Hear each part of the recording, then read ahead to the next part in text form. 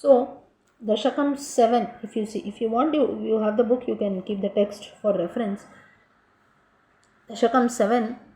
Now Dashakam 6, if you saw, we saw how the Lord Virata Purusha Utpatti, that is how the Lord you can say the Lord manifested himself in a form of Virata, and the further description continues in Dashakam 7. So how the different body parts of the Lord represent the various worlds, various creatures and so on. So Dashakam 7 is like a continuation of Dashakam 6.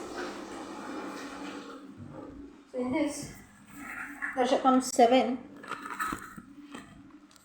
so in Dashakam 6, if you saw Virata Purusha, the entire world is created. So animals are there, Patala, Bhuloka, Brahmaloka, like these different worlds are created, human beings are created, animals are created.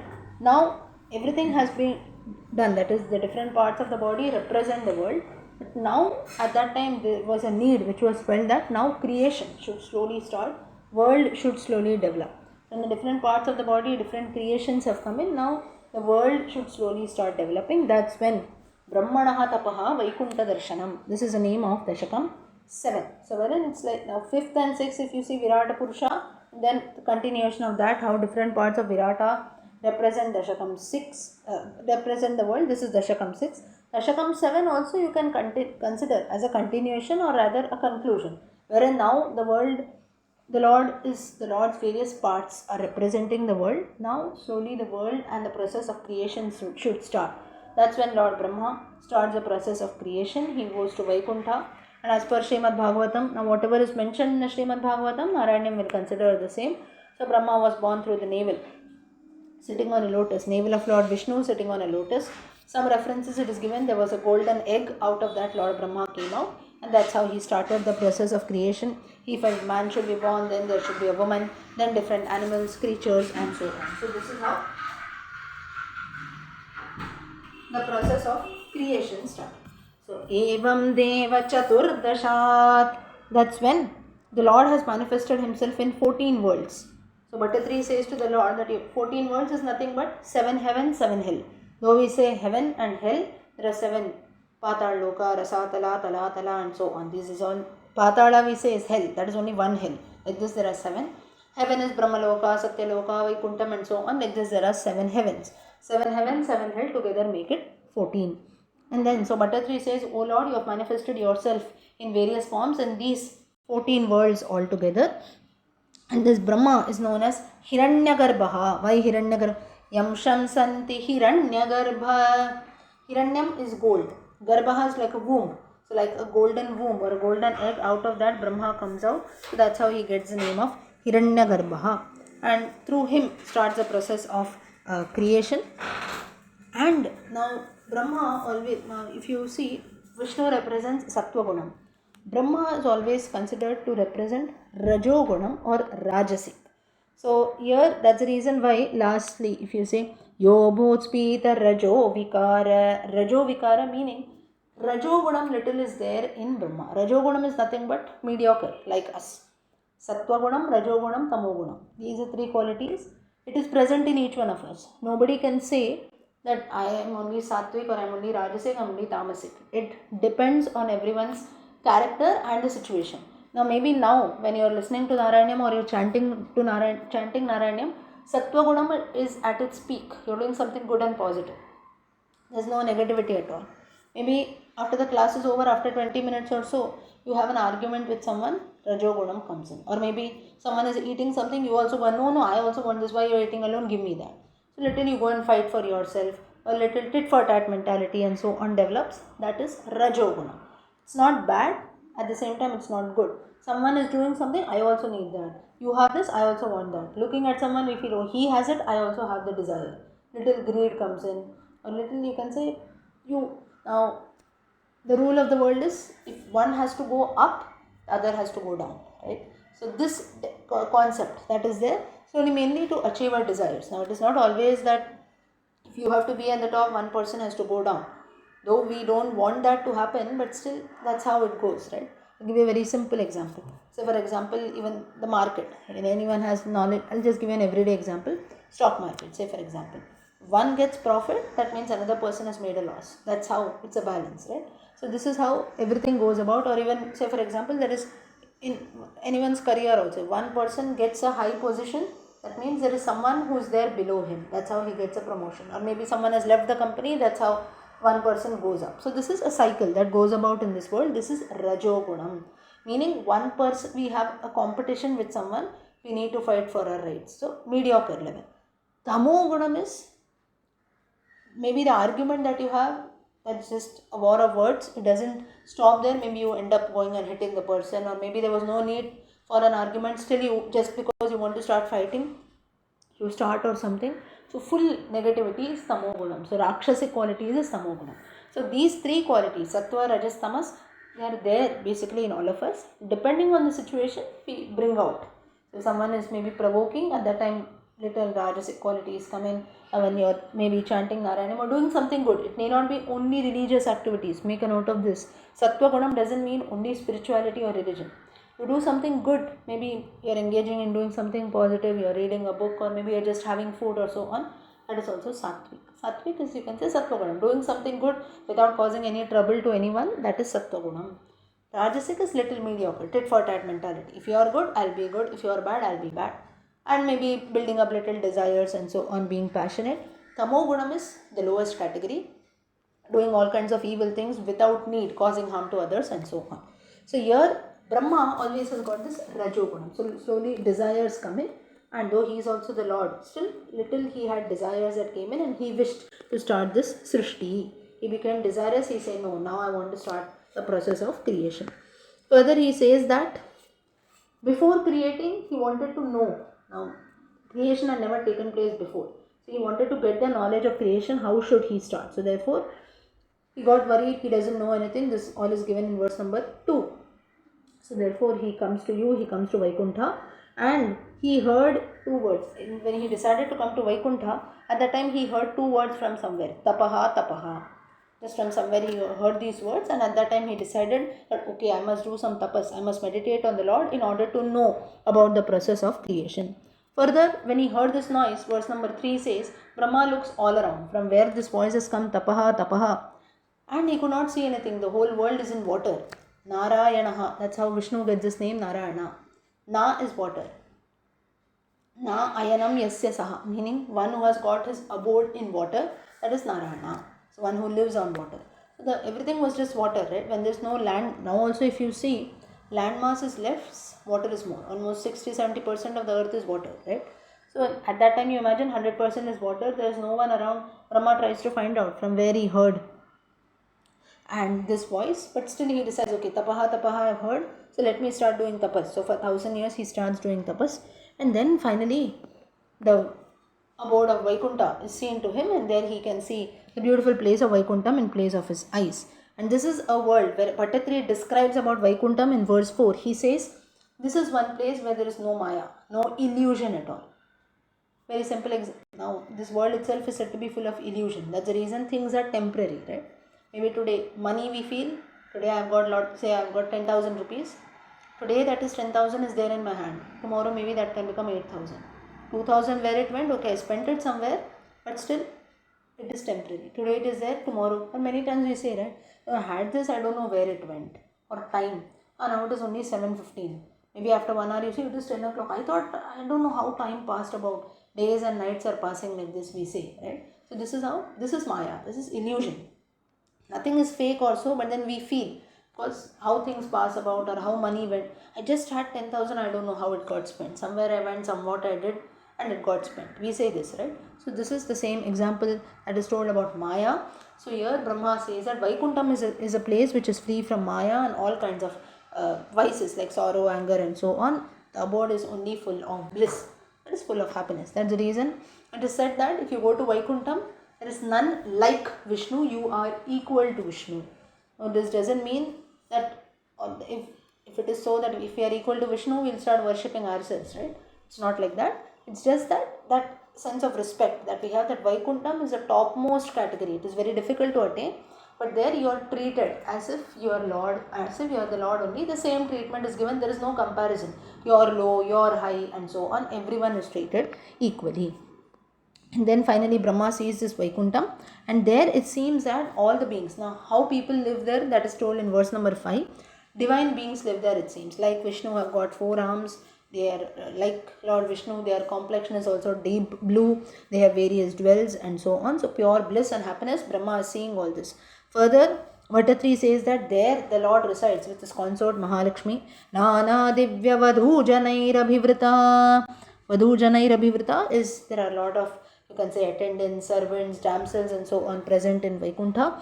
And there Lakshmi's form, the goddess's form is also described. She also looks very beautiful, and she is the one, it seems that she is always attached to the lotus. That's the reason she sits on, if you have seen a picture of goddess Mahalakshmi, she sits on a lotus, she had lotuses in her hands and so on. So she is very much attached to that flower, and the Lord also holds a kamalam in his hand. So very beautiful place. Goddess Mahalakshmi also looks very good.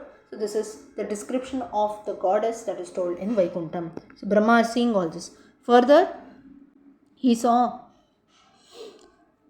the Lord himself. So verse number 7, he sees the Lord. Finally, Brahma sees that on a throne which is studded full of gems with ornaments, Kaustubha, Srivatsa and so on, the Lord was sitting in front of him, and he prays, seeing that he just sees. Now it seems that at that time, verse number 7, it is said that the gems of the Lord and the jewels were shining so brightly that Brahma could not see the face of the Lord, it seems. Just as you see in the sky, you can see we cannot see the sun clearly, right? We close our eyes. That's because the sun's brightness, or you can say sun's rays, are very sharp, very powerful. So the same thing happened here, and at that time he prays, it seems, looking at the shiny jewels and everything, he prays that you please reveal your divine form. Finally, the Lord sees, and verse number 8, Bhattatri describes the form of the Lord. He is dark as a cloud, Meghashyamaha, Kala Ambodaha, like dark clouds. The Lord is there with blue lotuses, and this is a form which is enchanting, very charming smile is told, and then 4 arms are there, Shankha, Chakra, Gada, Lotus, and it seems that this form gave immense pleasure to Lord Brahma. Brahma became very happy, and finally Bhattatri concludes in the last line. He says, Matrogam Udvasayet, meaning this pleasant form made Brahma very happy. Similarly, let all my ailments also be freed, so that I am also happy. Verse number 9, he says that Brahma, he could not now, like say for example in front of us also, suddenly if the Lord comes, first of all we won't believe, we'll run away from there, or maybe we'll start hitting the person. That also, he will start hitting the Lord, saying that he's some thief, robber and so on, because we don't believe. We have the thoughts in our mind that the Lord might never come in front of us. If in reality also if he comes, maybe we'll not able to recognize. So therefore Brahma was also wonderstruck, though he did not, though he was, you cannot say surprised or so, but then he did not know how to express his joy and desires, and he prayed. The Lord Brahma prayed that I want to start this Srishti, I want to start the process of creation. Therefore you give me the knowledge of how this creation has to take place, so that I can start the process smoothly. Lastly, he says, Brahma, it seems that with a lot of humility and down to earth mentality, he prostrated, he fell at the feet of the Lord, he surrendered himself, and then he said that he touched his hand, touched his feet and said, you please give me the knowledge to start the process of creation. And he also said that, now here Brahma also tells Lord Vishnu, it seems that though I will be known as a creator, even today we know Brahma to be the creator, it is all because of Vishnu's grace. So I should not get that pride at all. This is what Brahma prays there, and giving him this assurance, Lord Vishnu says, yes, you can start the process of creation. And thus the Lord, he fulfills the desires of Brahma. So Bhattatri concludes Dashakam 7 saying that just as you fulfill the desire of Brahma by revealing to him the knowledge of this creation, similarly you please fulfill my desire also. And my simple desire is, I don't have such a big desire that I want to create the world and so on. Mine is a very simple personal desire, that is, you have to free me from this grave disease that I am suffering, which is very deadly, which is causing me a lot of trouble. So this is Srishti Nirmanam, Dashakam 7. Next, Dashakam 8. Dashakam 8. Okay, Dashakam 7, could everyone follow? Yes? Yes, ma'am. Okay. Okay. Dashakam 7. Dashakam 7, now finally Brahma starts the process of creation. Naimittika Pralayaha. Now when creation has to start, something has to come to an end. To to start something new. Pralayaha meaning everything comes to an end, that is destruction. Everything is just water all around. And finally, Nabhi Kamalad Brahmanaha Avirbhavahacha. Nabhi, navel, Kamalam, lotus. So to start the process of creation, Brahma reveals himself, or Brahma comes out through the navel of Lord Vishnu, sitting on the lotus. Now there are some references which say that you have the stalk, right? Stalk, stalk of the lotus. Brahma goes down. There he sees only water all around him. He doesn't know what to do. He comes again up, and at that time, slowly after getting knowledge, now he has the knowledge of creation.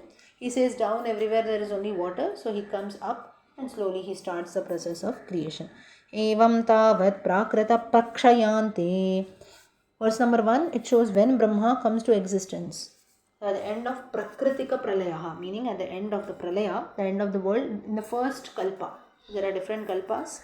In the first Kalpa, which is called Brahma Kalpa, at that time Brahma came into existence. He attained the knowledge of the Vedas from you. That is, to start the process of creation, you must gain knowledge of the Vedas. Vishnu only taught Brahma all the knowledge, and thus he started the process of creation in the same way, just as it had happened in the previous Kalpas. So Kalpa is nothing but a period of time, a very long period of time. In every Kalpa, like this, the world lives in, and again, then the process of creation starts. The Pralaya, world is destroyed, and again the process starts in. So in geography, you have some theory called the Big Bang theory. Right? What happens is, Big Bang theory is nothing but, I don't know how far it is true or not, but then in geography, what we are taught is, or in science, heavenly bodies, they collide amongst each other, world comes to an end. The same thing is Pralaya. To some extent, you can consider. Soyam Chaturyuga Sahasra. Now, the time duration of Brahma is given 1000 Chaturyugas. Chaturyugam, Satya Yuga, Treta Yuga, Dwapara Yuga, Kali Yuga. This is one Yuga. 4 Chaturyugas. Like this, 1000. Satya, Treta, Dwapara, Kali. 1. Like this, 1000. If you have, this is 1 day for Brahma. Now note that Brahma, though we say Brahmadevaha, Lord Brahma, proper noun, still this is the name of a position. So in every Kalpa, a new Brahma comes in. Brahma, Indra, these are all names of positions. It's not permanent. Though we worship Lord Indra, Lord Brahma as gods, still it is Brahma Padavi or Indra Padavi. It's the name of a position. So 1000 Chaturyugas, Satya, Treta, Dwapara, Kali into 1000. Like this, it makes 1 day for Brahma, and equal duration is the night. So during the daytime, it seems that Brahma creates. Brahma starts the process of creation. Night time, he sleeps. So his night is called Naimittika Pralaya. Now, Chaturyugas into 1000. This is day, and then equal duration is night. So you just imagine human years, it will be how much? Crores and millions of years, right? You cannot even calculate it. So when Brahma sleeps, that is when he does not start the process of creation, it is darkness for us. And at that time, he merges with the Lord, it seems. At that time, he meditates on the Lord, he sleeps. And thus, he spends many days and nights like this. So, Brahma lives for a huge, you can say a long period of time. Verse number 3, just as human beings like us, we wake up in the morning, we do our daily activities, we sleep at night. Similarly, Brahma also starts his daily duties, and he starts the process of creation.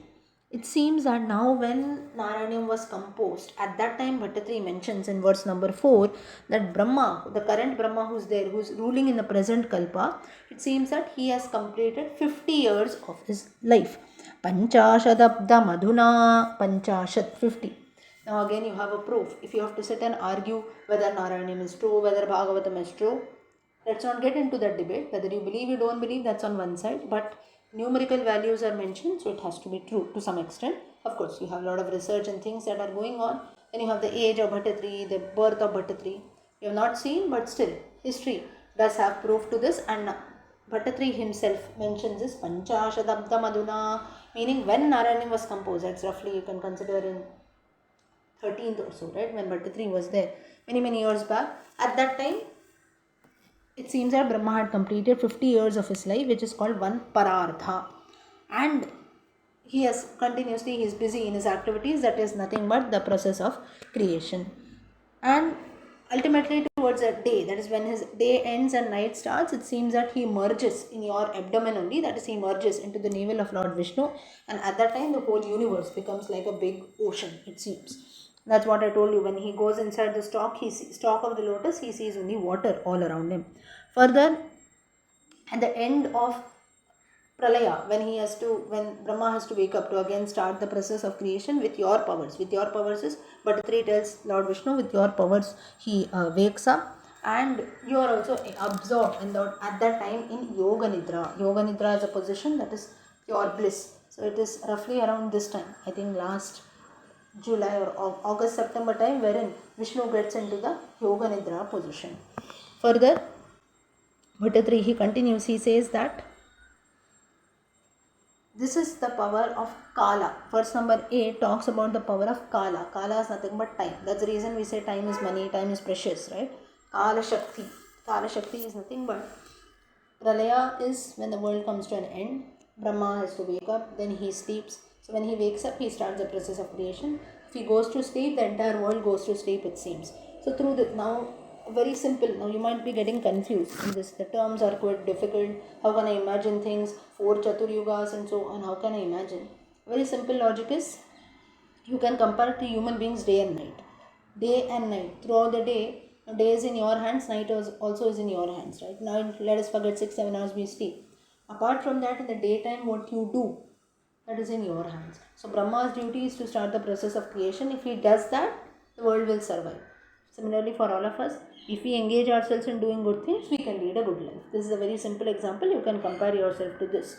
If you don't do that, then Brahma also, just as when he finishes his duties, he sleeps. We must also finish our duties, then you can have a peaceful sleep. Otherwise, if you don't do it, then you cannot have proper sleep, you will not have your work done, and so on. Life also will become tough. So therefore, for Brahma also, it is his duty to start the process of creation. He does that properly during his daytime. That's how the entire world survives. When he is done, he goes to sleep. Goes to sleep is nothing but Naimittika Pralayam, the world comes to an end. Further, so here the importance of time. It is in the daytime when Brahma wakes up, he has to do the process of creation. Now this is not limited only for Brahma, it is for all the natural beings that we see around. Be it trees, be it the sun, be it the moon. Every day the sun rises in the east. You cannot say, oh, one fine day the sun feels no, I will not rise. It doesn't happen, right? Moon also same. Moon on the Amavasya, we cannot see the moon. On the Purnima day, full moon night, we can see the moon. That is a full moon. Every day it waxes, every day it wanes. All such processes are done. Maybe we might fall short, but nature never gives. Trees, they shed their leaves at the right time. Maybe during February or so, they will shed their leaves. New leaves come in properly.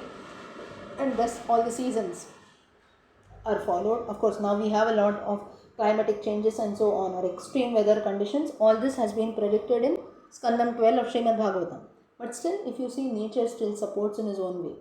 Ocean, if you go, waves are continuously coming. It's not that no one fine day I don't see any waves at all. High tide, low tide, depending on that, the waves will be high or low. But waves are there in the ocean, right? So like this, there are different things which the nature surely sticks to Kala, sticks to time, sticks to rules. It does things at the right time. If it is high tide, it will be high tide, low tide, and so on. So human beings also have to learn all this. Bhattatri explains all this in detail.